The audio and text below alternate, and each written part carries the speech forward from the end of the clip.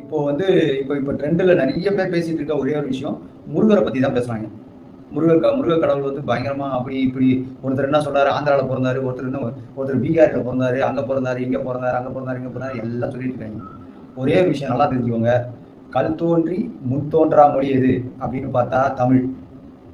அப்போ அது மாதிரி கல் தோன்றி முன் தோன்றா மொழி தமிழ்னா அந்த தமிழுக்கு என்ன வயசோ அந்த அளவுக்கு வயசு தான் முருகப்பெருமான்.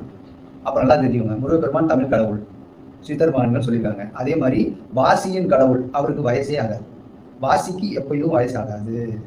அதனாலதான் வாசியின் கடவுளா முருகப்பெருமானை பிரதிஷ்டை பண்ணாங்க. அதனால தெரிஞ்சுக்கோங்க, முருகப்பெருமான் தான் ஆதியும் மூலமுமானவர். அதை எல்லாரும் தெளிவா புரிஞ்சுக்கணும். இதை புரிஞ்சுக்கிட்டீங்கன்னா இந்த முருகப்பெருமான் பத்தின இந்த சர்ச்சை வரவே வராது. ஏன்னா வாசிக்கு ஆதி மூலமான மொழிகளின் ஆதி மூலமே வந்து தமிழ் தான். அப்ப தமிழுக்கு எவ்வளவு வயசோ அவ்வளவு வயசு முருகப்பெருமானுக்கு.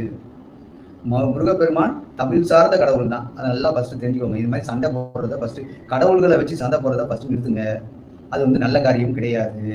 அதை விட நல்ல காரியம், உங்களுக்குள்ள அந்த கடவுளை வச்சு சண்டை போடுற உங்களுக்குள்ள ஒரு கடவுள் ஓடிக்கிட்டு இருக்காரு வாசியா, அவரை வணங்குறதுக்கு பாருங்க. அந்த அந்த உங்களுக்குள்ள ஓடக்கூடிய அந்த வாசியான அந்த கடவுள் தான் முருகர். இதுதான் உண்மையான விஷயம். இது நல்லா புரிஞ்சுக்கோங்க. ஏன்னா அவருக்கு வயசே ஆகாது. உங்களுக்குள்ள ஓடக்கூடிய அந்த மூச்சு காத்துக்கு வயசே ஆகாது. ஆனா நம்ம உடலுக்கு வயசாயிரும். நாம ஒரு 100 வருஷம் இருப்போம், ஒரு 50 வருஷம் இருப்போம், ஒரு 70 வருஷம் இருப்போம், செத்து போயிடுவோம். ஆனா நம்மளுடைய உயிருக்கு வயசே ஆகாது. நம்ம செத்து போனதுக்கு அப்புறம் அந்த உயிர் வேற ஒரு பிறவியை நோக்கி பயணிக்கும். அந்த எந்த பிறவியும் எடுக்காம அது வெளியில காற்றோட சுத்திக்கிட்டே இருந்தா அதுதான் பேய் பிறவின்னு சித்தர்மகன்கள் சொல்றாங்க. அதுக்கப்புறம் அந்த பேய் பிறவி முடிஞ்சதுக்கு அப்புறம் திரும்ப ஒரு பிறவி எடுக்கும். அப்போ பிறவி எடுக்கும் போது அந்த அந்த பேய் பிறவியில இருக்கும் போதே அதுக்கு 6ஆம் அறிவு எழுப்பப்பட்டிருந்தா திரும்பவும் மனித பிறவி எடுக்கும். அது 6ஆம் அறிவு எழுப்பப்பட்டிருக்காது. வாசி மந்திரத்தை ஜெபம் பண்ணா 6ஆம் அறிவு எழுப்பப்படும். வாசி மந்திரம் ஜெபம் பண்ணா 6ஆம் அறிவு எழுப்பப்படும். 6ஆம் அறிவு எழுப்பப்படாதப்போ அது 5 அறிவு பிறவி தான் திரும்ப பேய் பிறவிக்கு அப்புறம் எடுக்கும். இதுதான் உண்மையான விஷயம். ஃபர்ஸ்ட் உங்களுக்குள்ள இருக்கிற கடவுளை வணங்குங்க. அப்புறம் அந்த முருகப்பெருமான் சர்ச்சை, அந்த சர்ச்சை, இந்த சர்ச்சை, அதுக்கெல்லாம் சண்டை போடும். ஃபர்ஸ்ட் உங்களுக்குள்ள இருக்கிறது தான் இறைவன், வெளியிலலாம் கிடையாது. இதை நல்லா ஃபர்ஸ்ட் புரிஞ்சுக்கணும். நீங்க இதை நல்லா புரிஞ்சுக்கிட்டு சித்தர்மகன்கள் எவ்வளவு நுணுக்கமா ஆராய்ச்சி பண்ணிருக்காங்க பாருங்க. முருகப்பெருமான் கையில ஒரு வேல் கொடுத்துருக்காங்க. அந்த வேல் வந்து முக்கோண வடிவம். முக்கோண வடிவம் தான் ஸ்ரீசக்கரம் தான் ஆதி மூலமான வடிவம். அதையும் தெளிவா சொல்லியிருக்காங்க. அதே மாதிரி முருகப்பெருமானுக்கு எப்பொழுதும் வயசாகாது. முருகப்பெருமானுக்கு என்ன, ஆறுபடை வீடு. ஆறுபடை வீடு அப்படின்னா நம்ம உள்ளுக்குள்ள ஓடக்கூடிய சுவாசம் ஆரங்களும், வெளியில ஓடக்கூடிய சுவாசம் ஆரங்களும், அதுதான் ஆறுபடை வீடு. மொத்தமா நம்மளுடைய சுவாசத்தின் அளவு 12. அப்போ 12 அங்குலம். அந்த 12 அங்குலம் 12 கைகளா இருக்கு, 12 கண்களா இருக்கு. இதுதான் உண்மையான விஷயம். அப்போ 6 முகத்துக்கு 12 கண்கள், 12 கைகள், 12 நாடிகள். அதாகப்பட்டது சந்திர நாடி, சூரிய நாடி, 2 நாடி இருக்குல்ல, அது வந்து 12 நாடிகளா ஓடிட்டு இருக்கு. இது எல்லாமே 12ன்ற அந்த எண்ணை நோக்கி நகர்த்தியதுதான் சித்தர்களுடைய வலிமை. இதெல்லாம் புரிஞ்சுக்கோங்க. சித்தர்கள் செஞ்ச விஷயம் தான் இதெல்லாமே. இதெல்லாம் புரிஞ்சுக்கோங்க. அப்படியே முருகப்பெருமானுடைய அருள் கொஞ்சம் கொஞ்சமா வர வர வர வர அதை பின்தொடர்ந்து நிறைய சித்தர்கள் வர வர முருகப்பெருமானுடைய பெருமைக்கு ஏற்ப 6 படை வீடுகள் அமைக்கப்பட்டது. அதுக்கப்புறம் ஒன்னொன்னா அமைக்கப்பட்டது. அதுக்கப்புறம் ஒன்னொன்னா முருகப்பெருமானோட பெருமைகள் சொல்லப்பட்டது. 1000 தான் சித்தர்மகன்கள் முருகப்பெருமானுடைய பெருமைகளை சொன்னாலுமே அவங்களுக்குள்ள ஓடுற வாசியத்தான் அவங்க முதன்மையா நம்பினாங்க, முதன்மையா வந்து எப்பொழுதும் வணங்கினாங்க. இதை நல்லா தெரிஞ்சுக்கோங்க. முருகப்பெருமானை வந்து போகர் மகான் வடிவமைச்சார். எல்லாருக்கும் தெரியும். போகர் மகான் பழனி அப்படின்னா போதும் எல்லாரும் பயங்கரமா அப்படியே பழனியில் இருக்கிற பாடல்கள் எடுத்துருவாங்க, அது பண்ணிடுவாங்க, இது பண்ணிடுவாங்க, பழனியோட ஃபுல் ஹிஸ்டரி எடுத்துருவாங்க, அதை பண்ணிடுவாங்க, இதை பண்ணிடுவாங்க, எல்லாம் பண்ணிடுவாங்க. அப்படி இருக்கிற போகர் மகான் ஒரு முருகப்பெருமான நவபாஷணம் கட்டி ஒரு முருகப்பெருமான வடிவமைச்சார். அப்படி வடிவமைச்ச போகர் மகான் அவருடைய சமாதிகளை போய் பார்த்தீங்கன்னா புவனேஸ்வரி அம்மன் ஒரு சிலை வச்சிருப்பாங்க. முருகப்பெருமான தானே வடிவமைச்சார். அவர் முருகப்பெருமானெல்லாம் வச்சுக்கணும், ஏன் வச்சுக்கல? முருகப்பெருமானோட ஒரு வடிவத்தில் அவர் வச்சுக்கணுங்க, அவர் ஏன் வச்சுக்கல? அவர் ஏன் புவனேஸ்வரி அம்மாவையும் ஒரு சிவலிங்கமான ஒரு மரகதலிங்கமும் சின்ன மரகதலிங்கமும் ஏன் வச்சுக்கிட்டாரு? அவருடைய சமாதிக்கு மேல வச்சு அதை தான் வணங்கிட்டு இருக்காங்க இன்னைக்கு வரைக்கும். எல்லாரும் அதெல்லாம் வழங்குறாங்க. அதுல போடுற அந்த குங்குமத்தை தான் எல்லாருக்கும் பள்ளியில கொடுக்குறாங்க. ஏன் அதை வச்சுக்கிட்டாரு? முருகப்பெருமான மூலவராக வச்சுட்டு ஏன் முருகப்பெருமான தான் அவர் வணங்கிருக்கணும், அவர் தான் அதை தானே கொடுக்கணும், ஏன் கொடுக்கல அப்படின்னு பார்த்தா அந்த புவனேஸ்வரி அம்மன் வந்து போகர் மகானுக்கு குலதெய்வம். இதுதான் சித்தர்மகன்களோட டெக்னிக். குலதெய்வத்தை எப்பொழுதும் பக்கத்திலேயே வச்சுப்பாங்க. அதன் மூலியமா தான் நம்ம அகத்தியர் வாசியோகம் சேனல்ல குலதெய்வ கட்டுன்னு ஒரு முறையை கொடுக்குறோம். சித்தர்களின் குலதெய்வ கட்டுன்னு ஒரு முறையை கொடுக்குறோம். அந்த மாதிரி சித்தர்களின் குலதெய்வ கட்டை எப்பொழுதும் சித்தர்மகன்கள் செஞ்சு வச்சுப்பாங்க. எங்கெங்க தவத்துக்கு போறாங்களோ, எங்கெங்க இருக்கிறாங்களோ அங்கெல்லாம் செஞ்சு வச்சுப்பாங்க. அப்படி செய்யும் போது அவங்களுடைய தவத்துக்கு எந்த ஒரு இடையூறும் வராது, எந்த ஒரு பிரச்சனையும் வராது. அவங்க தவம் பண்ணும்போது இந்த பாம்பு வந்து பிரச்சனை பண்றது, இந்த சிங்கப்புலி வந்து பிரச்சனை பண்றது, அப்புறம் எலிகள் வர்றது, அப்புறம் பூனைகள் வர்றது, இதெல்லாம் வராது. இதெல்லாம் அந்த குலதெய்வ கட்டை செஞ்சு வச்சுட்டா அந்த குலதெய்வம் வந்து கொஞ்சம் கொஞ்சமா அவங்களெல்லாம் விளக்கிடும். இவங்களுடைய தவத்துக்கு பிரச்சனை இருக்காது. அதனாலதான் குலதெய்வ கட்டை ஃபர்ஸ்ட் அங்க செஞ்சு வச்சு சித்தர் மகான்கள் இருக்கிற எல்லா இடத்துலயும் ஒரு குலதெய்வ கட்டை வச்சிருப்பாங்க. அந்த குலதெய்வத்துக்கு ஒரு விக்கிரகமாவும் வச்சிருப்பாங்க.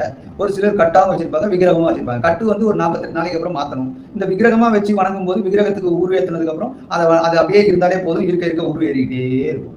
இதுதான் உண்மையான விஷயம். அப்படித்தான் போகர் மகான் வந்து தன்னுடைய குலதெய்வத்தை அங்க வச்சிருக்காரு. இதுல இருந்து நல்லா தெரிஞ்சுக்கணும் நீங்க.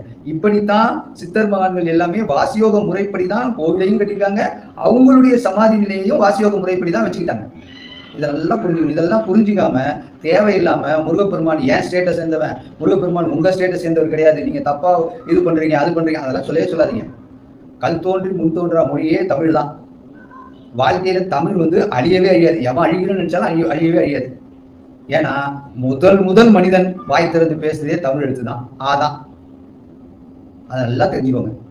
முதல் மனிதன் பேசுனதே தமிழ் எழுத்துதான், ஆதான். அதுல இருந்து ஆரம்பிச்சதுதான் இந்த மொழியின் வளர்ச்சி.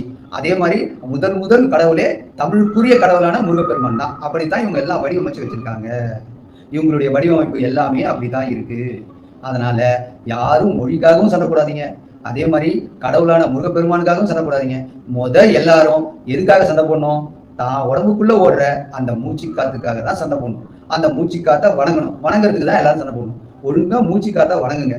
அதுதான் ஆதி மூலமானது. சித்தர்கள் சொன்ன ஆதி மூலமான விஷயத்தையே விட்டுட்டு நீங்க பாட்டுக்கு வேற விஷயத்துல சண்டை போடுறதுக்கு எல்லாம் தயாராகிங்க. சித்தர்கள் சொன்னது என்ன? ஆதி மூலமானது என்ன? வாசிய வணங்குறது, வாசியோக பயிற்சியை செய்யறது, அதுதான் ஆதி மூலமானது. அதை யாரும் செய்யறது இல்லை. அதை செய்யாம வாசியோக பயிற்சியும் செய்யறது இல்லை, வாசி மந்திரத்தையும் ஜபம் பண்றது இல்லை, வாசினா என்னன்னே தெரிஞ்சுக்கிறது இல்லை யாரும். இப்படி இருக்கிறதுக்கு முருகப்பெருமான் இருந்து எங்க ஸ்டேட்டஸ் சேர்ந்தவரே, முருகப்பெருமான் உங்க ஸ்டேட்டஸ் சேர்ந்தவரே அப்படின்னு சொல்லாதீங்க.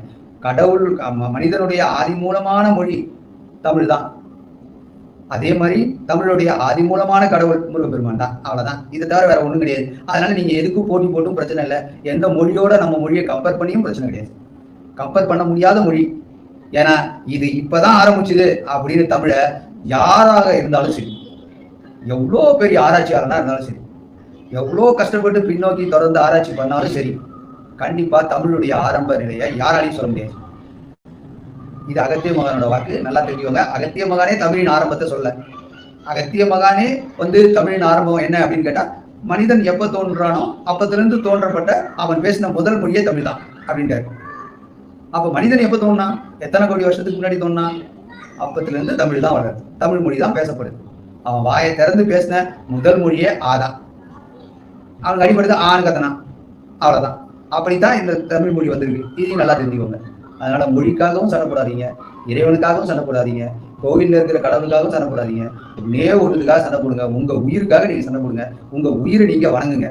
வணங்குனீங்கன்னா நீங்க எதுக்காகவும் சண்டை போட மாட்டீங்க. உங்க உயிர் தான் ஆதியும் மூலமானது. அது நல்லபடியா உங்களுக்கு எல்லாத்தையும் சொல்லிக் கொடுக்கும். ஏன்னா உங்க உயிருக்கு தான் வயசு அதிகமே தவிர உங்க உடலுக்கு வயசு அதிகம் கிடையாது. உங்க உயிர்கள் தான் பல ஜென்மமா கடந்து பல வயதுகளை கடந்து பல யுகங்களை கடந்து வந்திருக்கு.